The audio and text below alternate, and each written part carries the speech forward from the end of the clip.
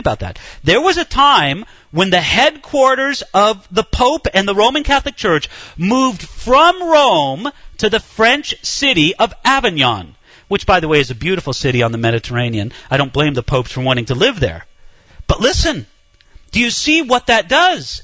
That says, yes, Philip, we will accommodate you, King Philip of France.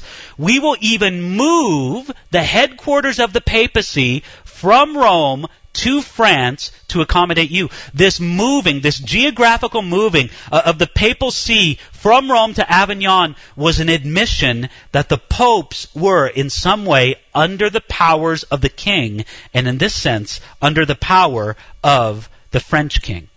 You might call this period the Great Schism. And the controversy caused by this sort of capitulation. After all, if you were an Englishman, let's say that you were an English king or an English church leader, and your country was constantly at war with France, how would you feel knowing that the Pope was now under the control of the French king? How would that make you feel about the Pope? What Englishman wanted a French Pope?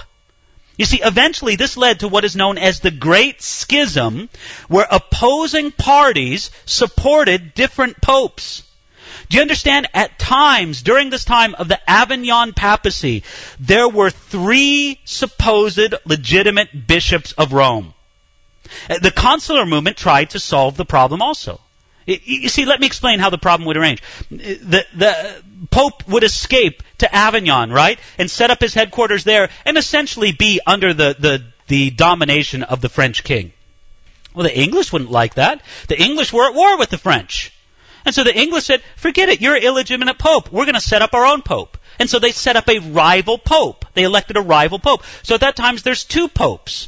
And then a third group says, listen, a pox on both your house. This French pope isn't any good, and the English pope is no good. We're going to make a third pope who will settle all the arguments. And each one of the popes are excommunicating each other. Each one of the things, it's all this rival political thing. It was the kind of mess there was in the Middle Ages. Again, all because of the political power of the church. You see, in all of this, this is the common thing that we can say, that the church became more powerful and more important than Jesus. In the minds of most people, please understand this about medieval theology, understand this about the thinking of the common man in the medieval world, right? The common man who wanted to be saved and wanted to go to heaven. In his mind, salvation came through the church, not through Jesus. Do you see the big difference there? You see, in the Roman Catholic Church, they developed a very neat theological package based on the idea that salvation was by God's grace alone, but only the papal church could make God's grace available to man, and that the church made this grace available to man, how? Through the sacraments. Their thinking was sort of this. How is a man saved, or a woman? Saved by grace, right? How does a person receive grace? They receive grace by the church. The church gives them grace. Okay, this was the Roman Catholic thinking, medieval thinking especially, okay? The church is sort of like a bank of grace. The church receives grace, who from? From the excess merits of the saints. In other words, the saints were greater than they had to be, right?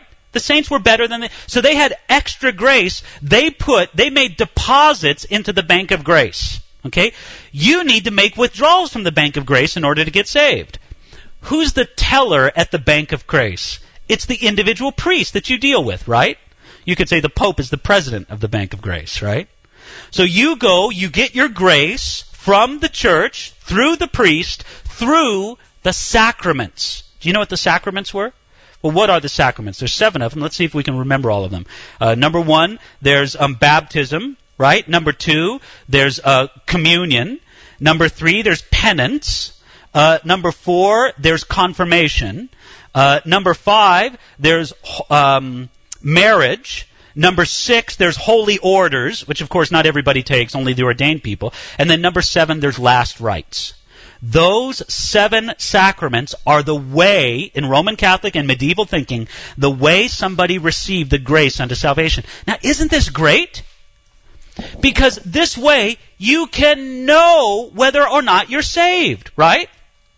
Have you been baptized? Yes. Do you take communion? Yes. Do you go to penance? Yes. Did you get married in the Catholic Church? Yes. Are you going to receive last rites when you're dead? Yes. Bingo, you're saved.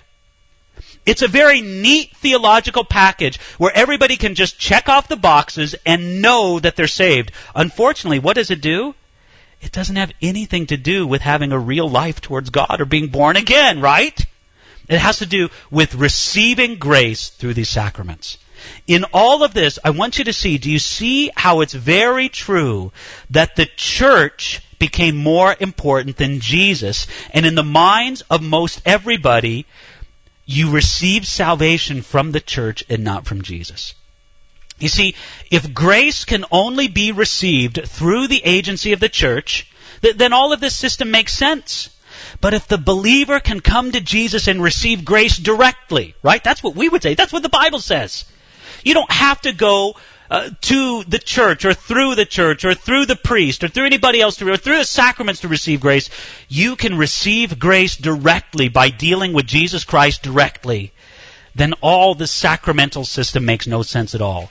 Even though it's pleasing to the flesh, because it provides such a neat, certain, and achievable package.